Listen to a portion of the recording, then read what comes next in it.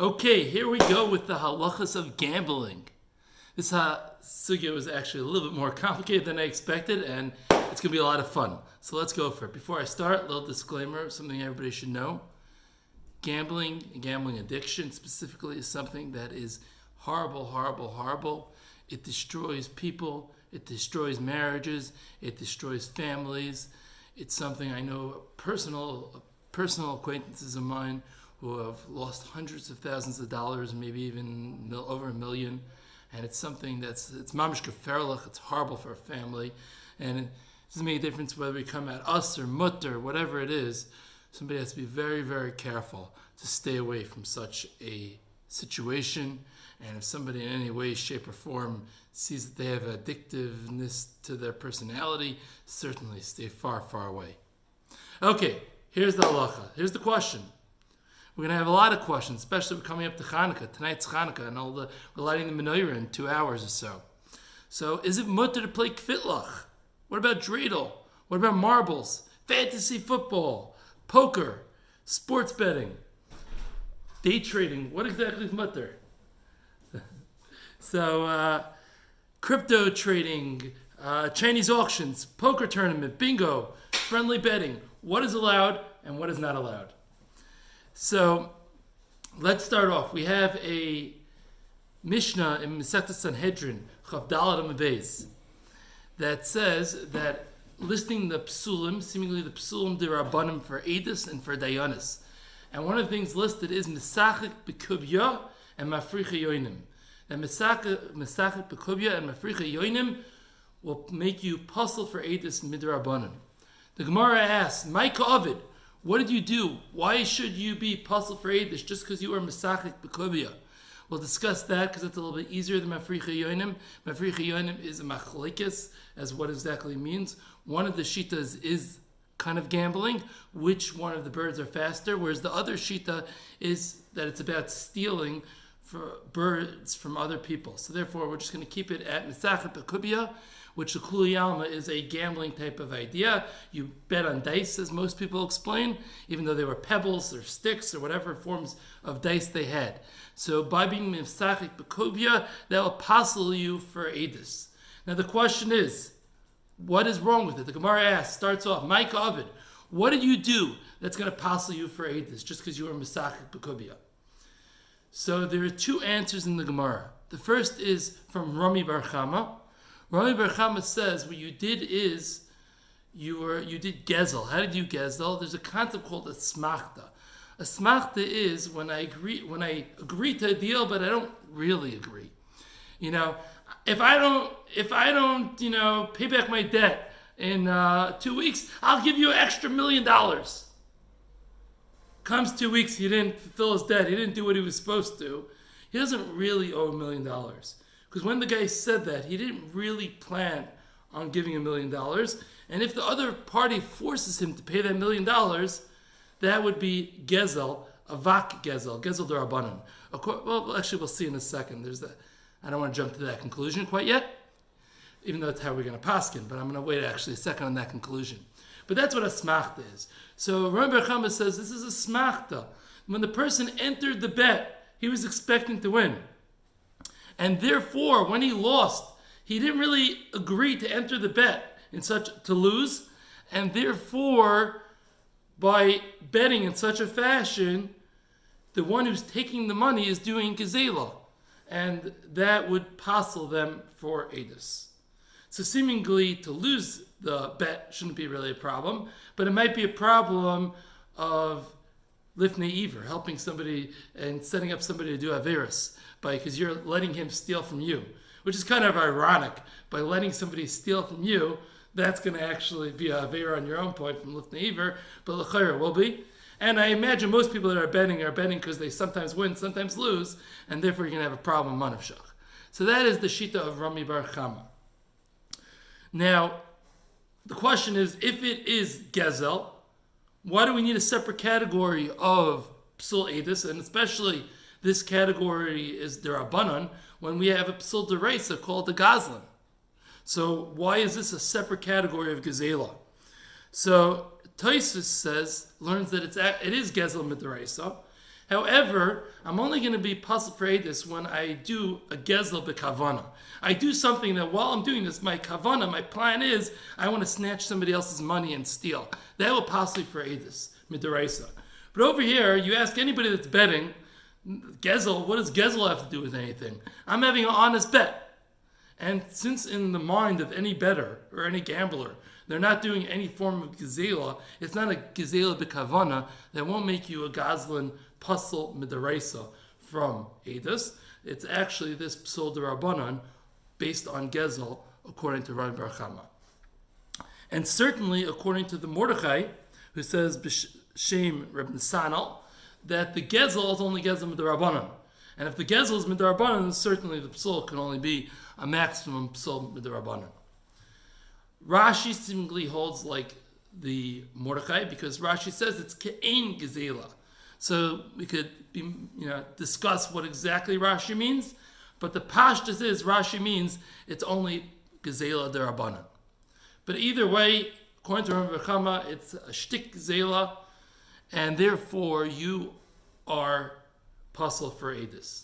Reb Shesha says in the sugya that the reason that you're pasal for Edis isn't based on gezela. He doesn't argue on the concept of a smachta like Kanya, but he says this isn't a smachta. As Tosfos explains, I went into the bet. I understood. I may win. I may lose. And it was a calculated decision. It was the guy who says, if I don't return you your item in 2 weeks, I'll give you $1 million. That guy was never planning. For him, it was obvious he was going to be returning the item. Over here, I took an honest bet. I knew sometimes I'll win, sometimes I'll lose.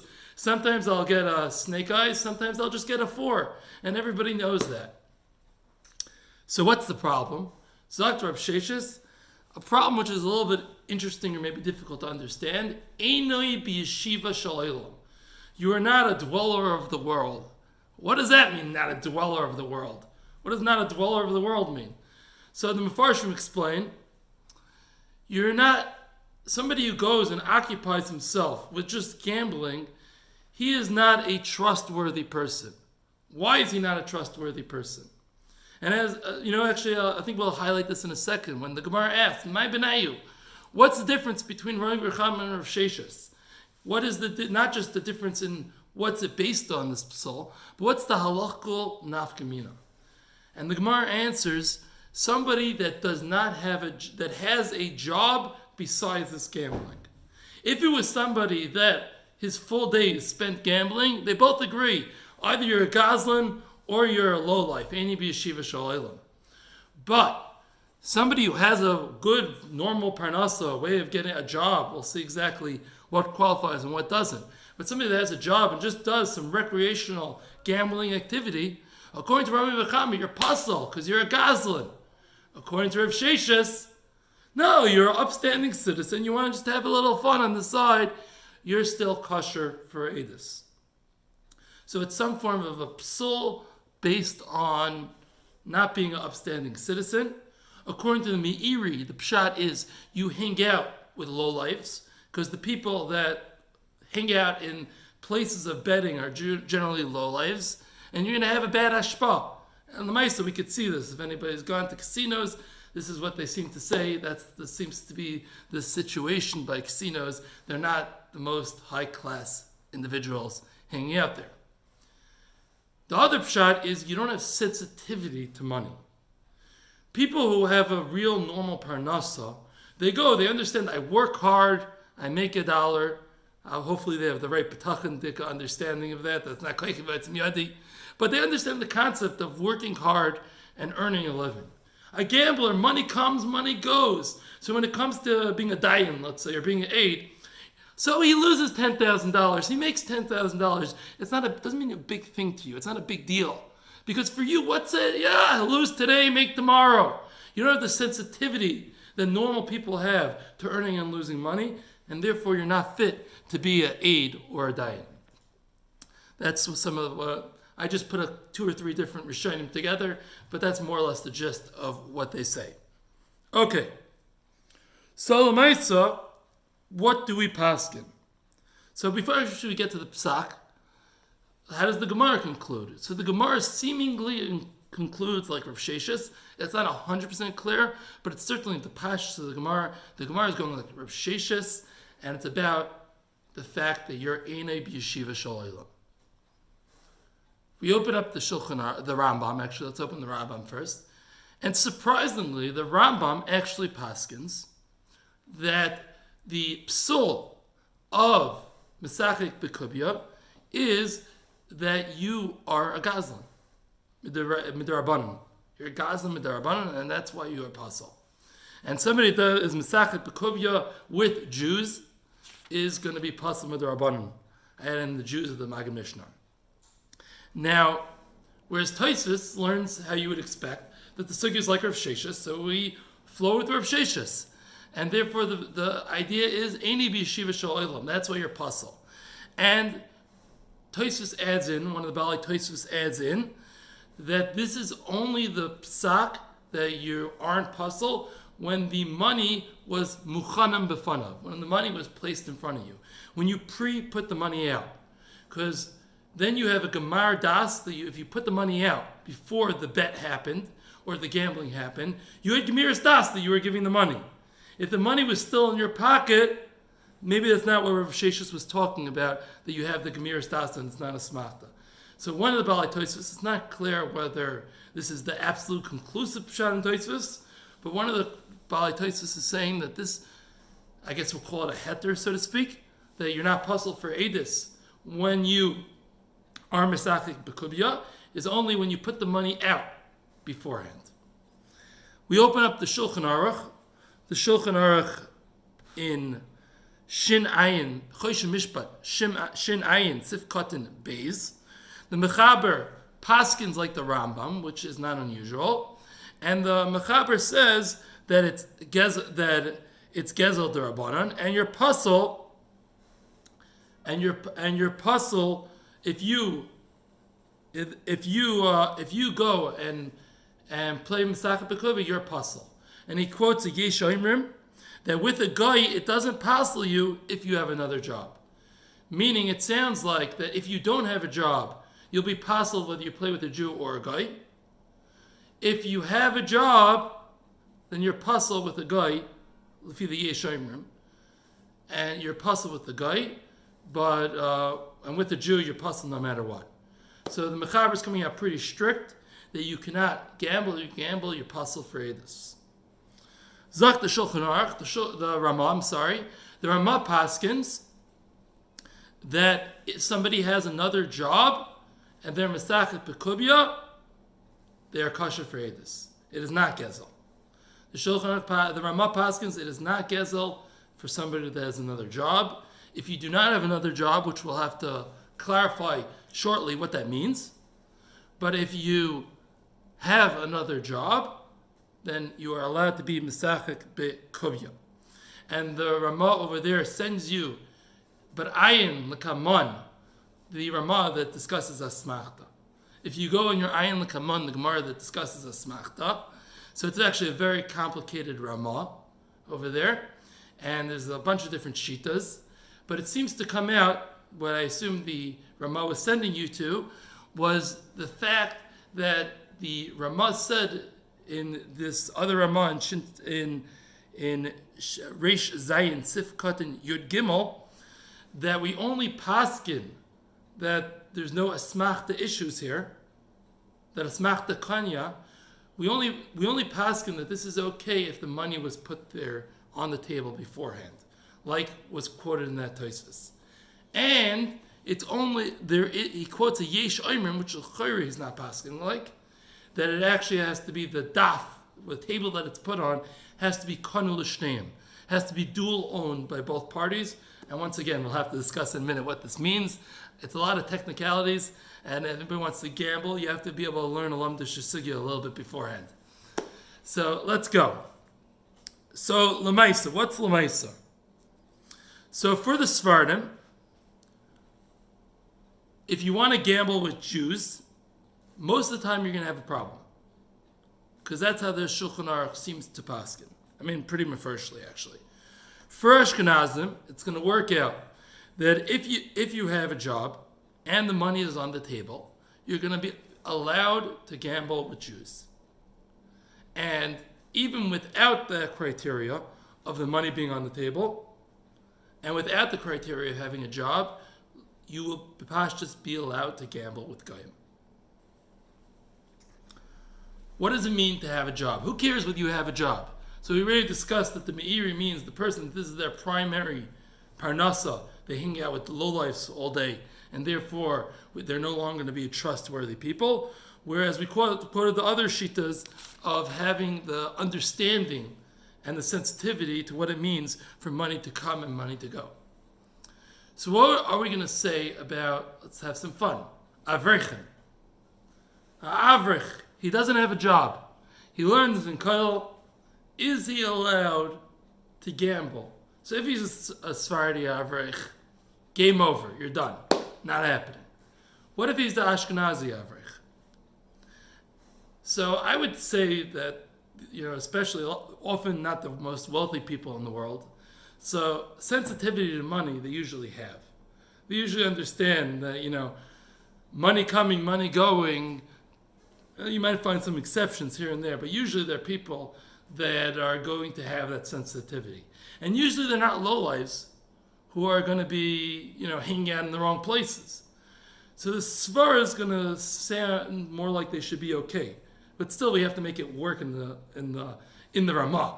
The svaras that I find in the Rishonim might not be enough for me to uproot what the Ramah actually says. So I have to check what does the Ramah say. What about Bachrim, by the way? That's another good question. So Bachrim, about the hanging out with the wrong people, hopefully not. Hopefully most Bachrim should be trustworthy people that are spending their days doing good things. What about the sensitivity for money? Well, I think that really depends. That we could see. A lot of them do have the sensitivity to money, do understand what it means to earn a dollar. Sometimes there are some Bachrim out there that I would say don't. So it might be a little bit totally on the situation and on the individual. Now, as I said, it's nice me wanting to differentiate.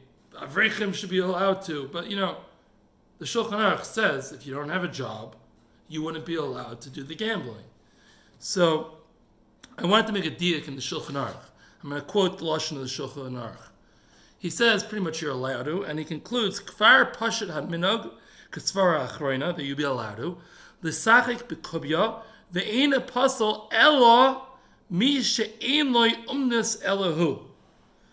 He seems to be only apostling the person that this is his only umnus. Elohu. So that means that anybody that this is not their source of income, he seems to only be apostling somebody that he doesn't have another source of income except this.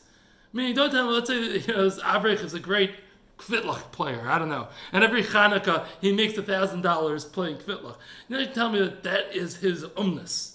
And by the way, whoever makes $1,000 also loses $1,000, but whatever. That's a side point. But you're not going to tell me this is his parnasa. Yeah, what do you do for a living? Kvitlach. It's not how it goes. And even the Bachrim, etc., I find it hard to believe. And therefore, I think we could, based on that diak of the Ramah, for Ashkenazim, we're going to be pottering pretty much everybody for Eidos, except somebody that is his profession. Now, talking about that profession, oh, by the way, let me just one up before that. What does it mean, money on the table? So like this, if I say, let's say we have a bet as to is it gonna rain tomorrow? Right? We're gonna bet, is it gonna rain tomorrow? So if I say I pay you $100 if it rains, and you say you'll pay me $100 if it rains, and we bet on it, and tomorrow it rains, I pay up. That's a problem. Because even if we both have jobs, still, the fact that I have to take the $100 out of my pocket to pay you tomorrow, that would be a problem of a smachta. But if we went and we took that money and we put it in a third party's possession, that the third party was clean it on behalf of whoever's going to receive it, or we did it together and we got fancy with kinyanim, sudar, etc. That we'll have to maybe discuss, I don't know, today, a different time, what type of fancy kinyanim we need. But we get it out of our individual possessions, then we have such a bet, then it wouldn't possibly be for Eidus. I'm not saying this is the best thing to get involved in, but it wouldn't possibly for Eidus, and it wouldn't be usher.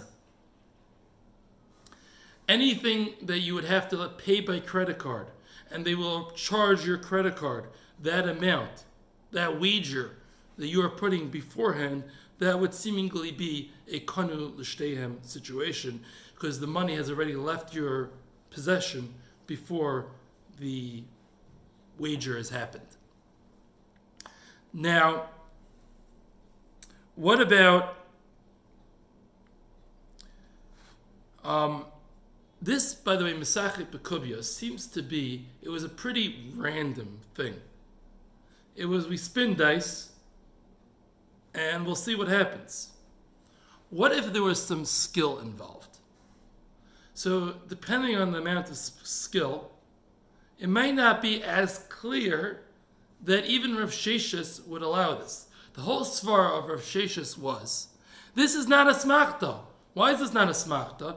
The reason this is not a smachta is because I walk in knowing I might win, I might lose. Once there is skill involved, I might be walking in and saying, I know I'm going to win. I got this in the bag. And if this is something which is heavily skill related and much less luck related, then we will no longer be able to say that Rav Sheshis says that this is not a case of a masmachta, and Rav Sheshis allows. And I'm going to get into examples later as to what this means, but the case of Mesachet Bekubya is something that has a large amount of luck involved. Now, another thing that's interesting is when it comes to tzedakah, would you be allowed to have some form of wager for tzedakah? So, you would have thought off the bat, if it's also for regular, it's also for tzedakah. So there's actually Gemara in Bab Metzia, Ayin Amud Aleph, which is quoted in the Shulchan Aruch, Yordeya, Kuf Samach, Sifkat and Yud Ches, which says that Ribis D'Rabbanan is allowed, the Apitropis on behalf of Yisayimim is allowed to take Ribis D'Rabbanan, which is a pretty mind-boggling idea. But since he's working on the behalf of these poor Yisayimim, tzedakah, therefore we allow him to collect Ribis D'Rabbanan. And, Achronim, Paiskim have taken, based on that you could do other certain Isurei D'Rabbanan for the benefit of tzedakah. And certainly by gambling, the argument should be able to be made that since it's actually machlekes amaroyim as to whether or not this is even Isur D'Rabbanan, then certainly we'd be allowed to rely on these ideas of doing it for Shem Tzedakah. So if somebody makes a Tzedakah whatever tournament, once again, I don't know the pratim of the tournament, how much you're going against the guy across the table and how much you're going against the tzedakah. But let's just keep it simple, something that's directly against the tzedakah, where the tzedakah is going to be the house and the tzedakah will presumably win, that would seemingly be allowed. Now, the next question is, what exactly is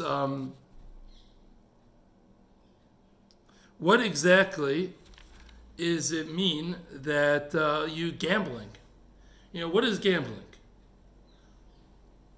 Blackjack gambling? I don't know, sounds like gambling. Poker gambling? Sounds like gambling. How about stocks? Can I buy stocks? What am I doing? I'm hoping it goes up. I'm gambling that it will go up. Could I do that? Could I buy real estate? I'm gambling it will go up. Now, it's a sound investment. What if I take 3% down, 97% leverage on this property? And I don't have backups to pay the rent if I fall under. So the market drops 10%, I'm washed out. Am I allowed to do that? Or is that gambling? Or is that And that's my business, by the way, keep in mind. So I'm not going to have the heter if I have another business except this. Is this actually the case of you have no other business? Or is it no, that's allowed? So the only person that I found to discuss stocks was Rav Yasha Ber Soloveitchik. He's the only one that I found that discussed stocks. And he said it's allowed. Why? Because you're not betting on the stocks. You're actually buying a piece of the company. And since you're an owner of the piece of the company, therefore it has nothing at all to do with the sugya of gambling. Which, by the way, a side point, when it comes to Hilchas Pesach, everybody's going to say the exact opposite. No, don't worry about the chametz that the company has. You don't really own the company. You just, you're just hoping it's going to go up. So I hope we can answer each question individually, because Pesach we want the other answer. But all right, for this sugya, this answer is going to help us. That, you own the company, just like I bought a business. So I own the business and it's an investment. So too over here, when I bought the stock, I own a piece of the company. And therefore, it is an investment. Now, if I was there, I would have asked Rav Yasha Ber. The next question would be, what about buying options? When you buy options, for the unacquainted, you're not actually purchasing a chelik of the company at all. You're just putting down money where you will earn more money if the company's value, the stock price, goes up. Would that be allowed? L'chayra, the heter doesn't. That heter of Yasha Ber, I'm not saying there isn't another heter, but that heter doesn't apply. L'chayra, and I don't see anybody talking about this, by the way, so I have to assume it's allowed, because you would have heard Moshe Feinstein astering stocks if there was a problem with this, and he didn't. So we're going to have to, from the stimas hapoiskim, from the lack of discussion, we're going to have to say it's allowed. So the question is why? So it seems to be anything that society views as a real proper business and a real proper investment, and it's something that's considered in the modern world as something that's reasonable. If you go, somebody goes on the shidduch date, not the learning boy, and the father asks, so what do you plan on doing? So if he says, listen, I'm looking to be a day trader. Maybe one day I'll open a hedge fund. The father-in-law is going to say, sounds good. I like this guy. But if you tell the father-in-law, when he says, what are you planning on doing? Poker. No, I'm really good. I don't think he's going to have such a positive view towards you. And I think that mindset of the world actually has somewhat of a relevance as to what's considered gambling versus what's considered a good, formidable parnasa. What about, let's find something a little bit more fun. I'm a crypto trader. I focus not even on Bitcoin.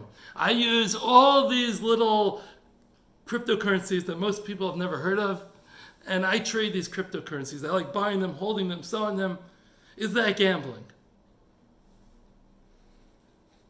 I don't know. As a finance person at night, my night job, I would not be so impressed with this son-in-law. I would maybe his entrepreneurship, but the actual venture, I don't know, sounds a little bit like gambling to me.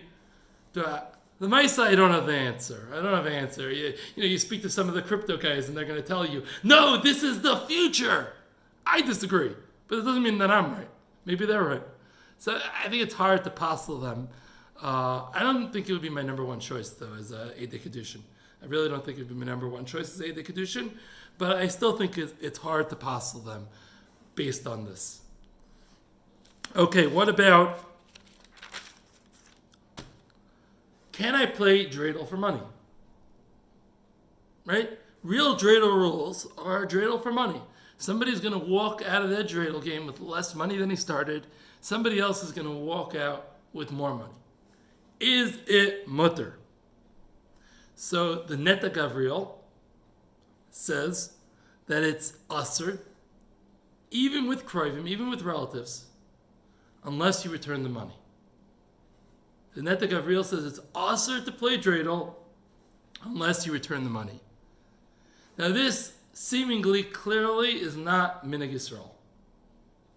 Seemingly it's age-old Minhag for a couple hundred years in Klal Yisrael to play Dreidel and to play for money. The Chassam Sofer was makbid to play Dreidel for money. He played with a silver Dreidel and he played Dreidel for money. It's a Minhag Yisrael. He didn't want to be mevatel on the Minhag Yisrael, and he played Dreidel for money. The Kloisenberger Rebbe also played, and the Kloisenberger Rebbe said, perhaps because it's Chanukah, and we're all Kish Echad, Belev Echad, we're Kroivim, this is the Simcha of the Yontif. We're all like one big family, and therefore, I don't care if I lose a couple of bucks to my brother. And therefore, that's why Dreidel should be allowed, but specifically for Chanukah. Okay, what about the Sephardim? Could the Sephardim play Dreidel? Do they have such a Minhag Yisrael in the Sephardim to play Dreidel? The Sephardim? I'm not so sure. I don't know. I mean, nowadays the world's become a mishkababel, and everybody took on everybody's everything. So I think at this point already, it's definitely gotten in the Sephardi world Dreidel. I don't think 150 years ago you would have found the Sephardi playing Dreidel. But l'chayra, it's there. Could they play? I assume yes. For large amounts of money. Let's say you wanted to play Dreidel for large amounts of money. I would probably still stay away from it if I was the Sephardi. What about Kvitlach? So what's Kvitlach? For those unacquainted, it's a Jewish form of blackjack that has been played for, I think, a couple hundred years, in the European circles and now everywhere. And instead of saying "hit me like blackjack," you say something like "shtel avek." You add the word, you switch it from English to Yiddish, and it's all good. So how does that work? Is that allowed? So let's get it straight. So if you're Ashkenazi, if you have another job, you have another source of income, and I think that's based on the way that I personally understand the Ramah. I'm not saying everybody agrees to this, but based on the way that I personally understand the Ramah, that's going to be pretty much everybody. If Lamaisa you have another form of parnasa, you're a bacher, there might be room to be machmir. But I think you could still be mekel, personally. But I understand those that don't want to read the Ramah the way that I read the Ramah. And as long as you put the money on the table, which I believe is the rules in Kvitlach, I haven't played Fitlock for over 10 years, but I believe the rules are that you put the money on the table beforehand for each bet. And therefore, l'chayra, it should be allowed for Ashkenazi to pay Fitlock, especially one that has a job. Now, is there room to be machmer? There's room to be machmer. If somebody's a professional Fitlock player and that's how they make all their money, that would be a problem. I haven't seen too many of those. What about Tzvardim? So I would say Tzvardim should not play Kvitlach. Once again, if we're playing for a couple of pennies here, a couple of pennies there, I think we're all maskim, I assume. The entertainment shabbai, if you're paying for an amount that you mamish don't care, let's call it $5. You're paying for $5 or under. My svara is that l'chayra, we should all be able to be mekel on that. Because nobody's going to say you don't have a gemir das on that. No, I'll be annoyed if I can't play. The whole family's playing. I'm the one Sephardi son-in-law. Now I can't play with the whole family because why? Because I'm going to have gemir. I'm not going to have gemir das in the $5. Give me a break. I don't mind losing $5, but everybody in their own financial whatever. $100. I think we all don't want to lose $100. There may be some people that are wealthy people and losing $100, it doesn't really bother them. They don't really care. But except the super wealthy, almost everybody, nobody wants to lose $100. Nobody likes throwing out $100. That's a problem. $5, most people, $5 are okay. What the exact cut-off point is, that's going to depend on each person's financial place. It's the amount that you just really don't care. I think $5, most people really don't care. $100, most people care, even if they'd be okay with it, but they do care. So if I was a Sephardi, I'd play for $5, I would not pay for $100. And there's certainly for the Sephardi room to be machmer altogether not to play. What about playing lotto? Buying a lottery ticket. So Shimon Shkop and Sternbach goes this way and says that there certainly isn't a smachta. There's nobody that buys that. I'm not talking about the things where you could win $5. That there's actually what to talk about. That might be a bigger problem. I'm talking about mega jackpot. You're going for the millions. I don't think anybody buys that with the expectation to win. No normal person is expecting to win when they buy their lottery ticket. And therefore, I think Misvara, and this is what Rav Shimon Shkop and Rav Sternbach are saying, even for the Sfardim, they should be allowed to buy that lottery ticket because there's no issue of a smachta. Nobody was expecting to win. And there's an additional Svara that some say you actually purchased something. I spent $1 and I bought this ticket. If I win, it's not pshat that I get my $1 back. That $1 that I used to purchase the ticket, I purchased the ticket, I have the ticket. If I win, I get a different $1 million. So I spent $1 and I got this ticket. That $1 I'm automatically not getting back. I was marking that whether I win or whether I lose. And the $1 million that will come in, great. And therefore it should be allowed as well. To note, there's something also which I didn't mention, which is about the fact that you're doing it against Goyim. So if it's in America, against Goyim, that's another reason to allow it. The Maisa, Ravad Yosef, he gives a psak that it's usher to buy a lottery ticket. I didn't find the tshuva inside, but I imagine he was only saying it in Eretz Yisrael. It'd be very hard for me to believe that he said it in America where it's Goyim. But I think he uses the svara, which most places do not go with the svara, that he wouldn't have bought it if he would have known that he would have lost. And therefore, it's a smachta issue, and he holds you would not be allowed to buy a lottery ticket. I think, as I said, even Rav Sternbach was even asking for the Sfardim that you would be allowed to. I don't know if the Sfardim Lamaisa go with this Rebbe Vadia. I'm not really sure. Chinese auctions. What's more Jewish than a Chinese auction? The most Jewish thing for the most Kaddish Dika organizations at Chinese auction. How can we allow such a thing? So now we understand. I give you a bunch of heterim. First of all, there was a heter of you could gamble for tzedakah purposes. Secondly, your likelihood of winning is very low. So just when you buy, you don't really think you're going to win. Third key point is that you're actually getting something. You're getting the ticket. Which, the question is there a resale value on the ticket is another question. There's a whole shtickle in Ramosha. It has to do with Meiser, which he wants to say you could deduct Meiser if there's no resale value on the ticket, because they're just going to sell as many as they want. If nobody knows how many tickets they sold, then there's no marketable value on the resale. So it actually won't help you that. It'll help you maybe on the lotto, because it might be public information, but it might not help you on the Chinese auction. Whatever. It's a whole different sugya. It's more tied to Meiser, that sugya. But maybe that's another heter. And so we have lots of heterim. Meisa, Chinese auction, is gone far, and go support that organization. What if you're Sephardi?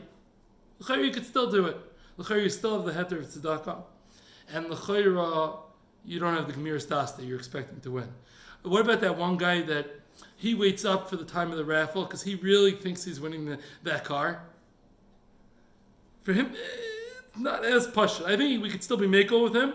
But for that guy that really thinks he's going to win, not as simple. People that go to smaller Chinese auctions because they feel like they have a better chance, but they might have a thought. Yeah, that's it. So if that's your thought, and the Lamaisa, it's funny. I say sometimes you have it with kids. That kids might have the mindset that they're putting in their $20 in this raffle ticket and they really think they're going to win. For them, it might actually be a bigger issue. But yeah. All right, what about a casino? Could you go to a casino? So the pashas is you can't go to a casino for reasons that have nothing to do with gambling. There's probably a lot of other things in most casinos. So what's the shayla? Okay, the shayla is you want to go to the casino between 8 a.m. and 12 a.m. and 12 p.m. 11:30, 8 to 11. Let's call it 8 to 11. You want to go during the winter from 8 a.m. to 11 a.m. in the winter. We could find you a heter and other halachos, sneas, etc., to go to the casino in the winter from 8 a.m. to 11 a.m. Okay, so you go to the casino between 8 a.m. and 11 a.m. Are you allowed to do that? Or are you pasul for edus? So, if you're a Sephardi, you might have the heter of that it's goyim, as long as it's not your parnasa, which is not your main thing to do. So if you're being a gambling addict, which obviously has tremendous other problems as well. If you were a Sephardi gambling addict, then every time you went into the casino, it would be usher. If you were going recreational, it would l'chayra be allowed. Just stay away from the Venetian in Vegas, which that's owned by I guess now the wife of Sheldon Adelson. So that would be Jewish owned. But outside of the Venetian in Vegas, I think l'chayra the Sephardi would be able to go.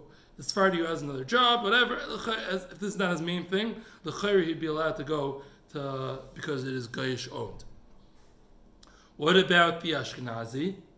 So once again, the Ashkenazi, if he's a gambling addict, he has to stay away from the Venetian.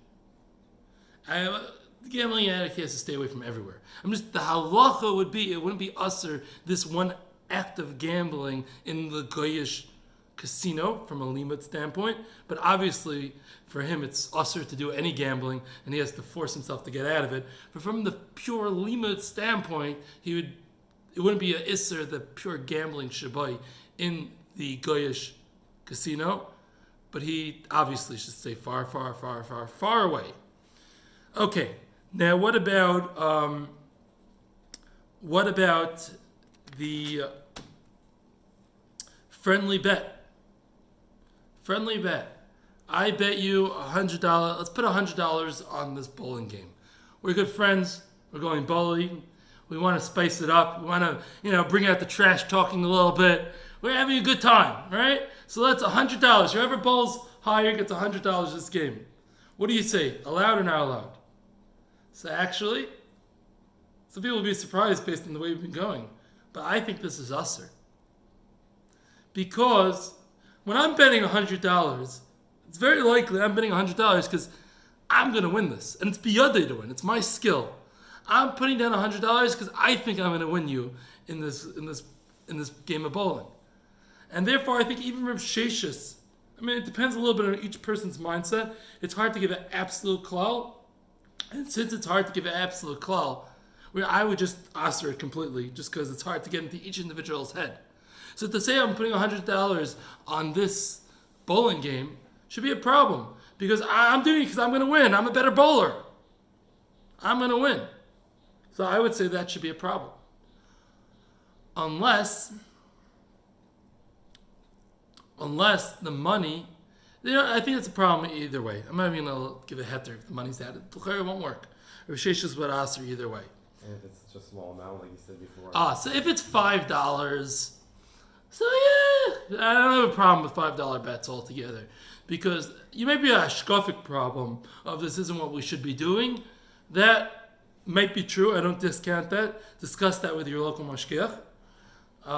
Maybe. But from a halachic standpoint, I don't really have a real problem with that. Because would you have not bet the $5 if you would have lost? Usually it's, whatever, who cares? If it's the amount of money that translates to whatever, who cares? That should be okay. Now, sports betting, right? Whether it's fantasy football or whether it's $20 on the Knicks game. Should that be allowed or should that not be allowed? So if we're talking about with Goyim, with some online betting site, some Goyish fantasy league of some sort, so l'chayra, that should be allowed because it seems to be with Goyim, it is allowed seemingly. And especially the way that those work is that you put in your credit card info, it charges your credit card the $50 or whatever it is, and therefore the money is menuchim al shulchan, it's kana l'shneim, so to speak, and therefore l'chayra it would be allowed. What about with Jews? A bunch of friends, fantasy football, it's going to be good fun. By the end of the season, we're all going to take $200 and pay the winner, and out of the 10 of us, it's going to be $2,000 to the winner, and it's going to be geschmack, it's going to be fun, it's going to add some spice to the whole fantasy football league. So would that be allowed? So, according to Sfardim, that would be asur. a Sephardi cannot be part of the fantasy football league. Chayra, Aser. What about Ashkenazim? So, if you don't prepay, and you did it the way that I just discussed it, that we're at the end of the season, we're each going to pay $200 to the winner, that would be Aser. Because the Masakat B'Kubya and the money is not Mukhanim.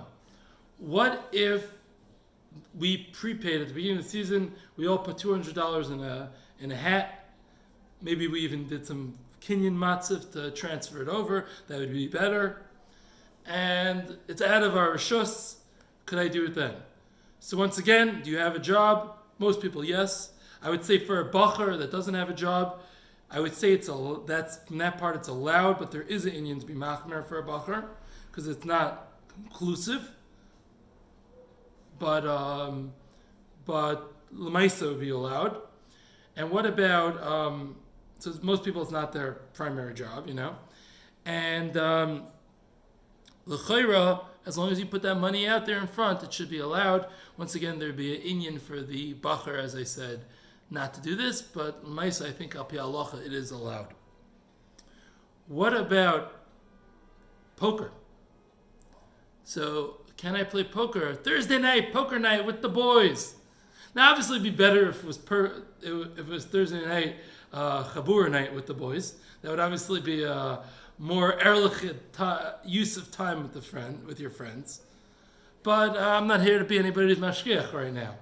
So, Thursday night, poker night with the boys. Is that allowed? So, if it's with the goyim, there wouldn't be an issur of gambling.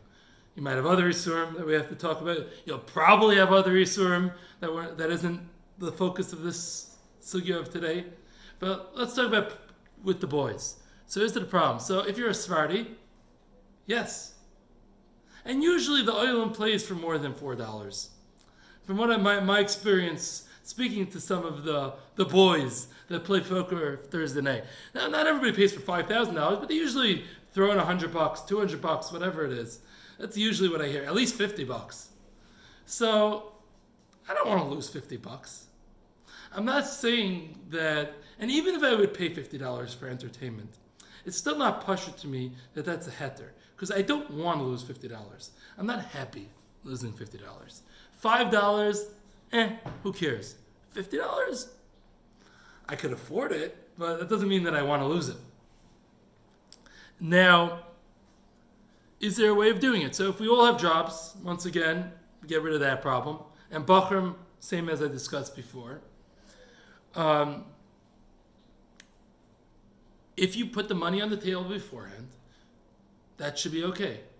If, once again, when you bought those chips, you gave the money up front to get those chips, l'chayr, that would be okay.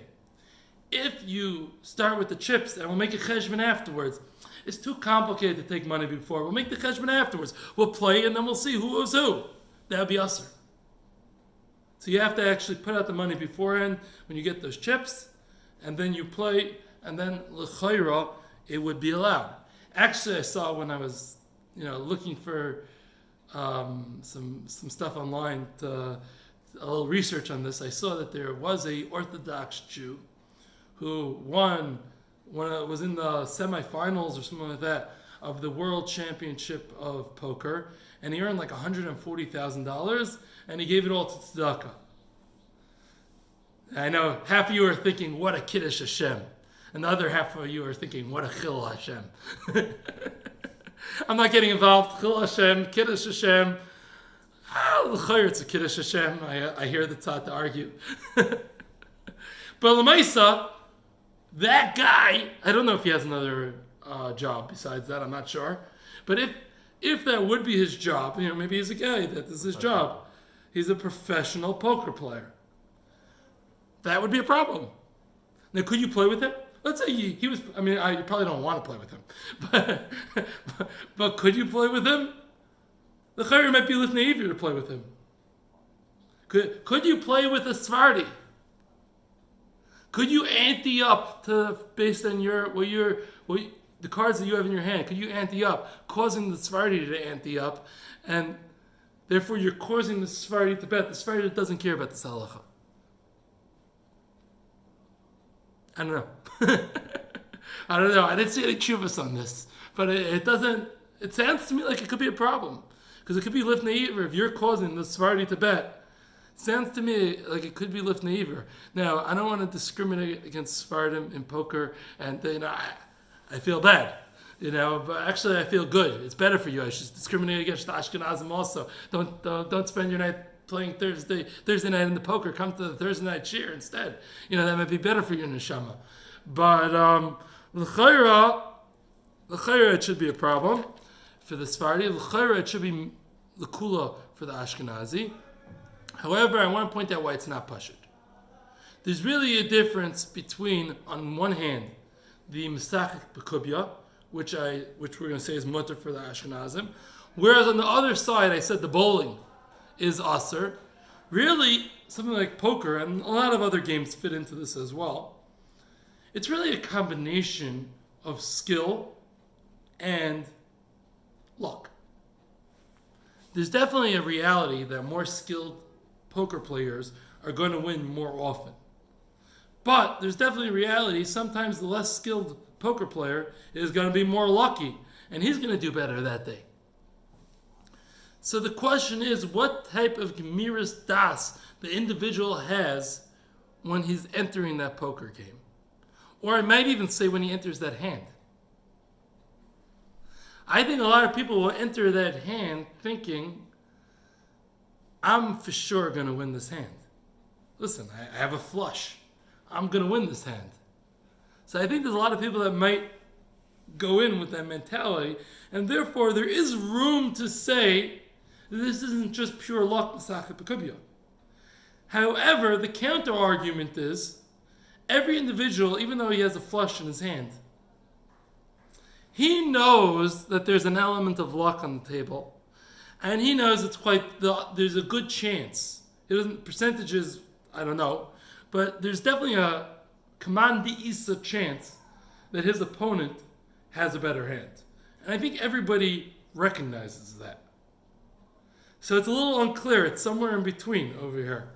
So I would say the pashtus is, but it might be dependent on each individual, but I think for the general klal is that poker probably is okay for most Ashkenazim because the individual entering knows that there's a good amount of luck involved.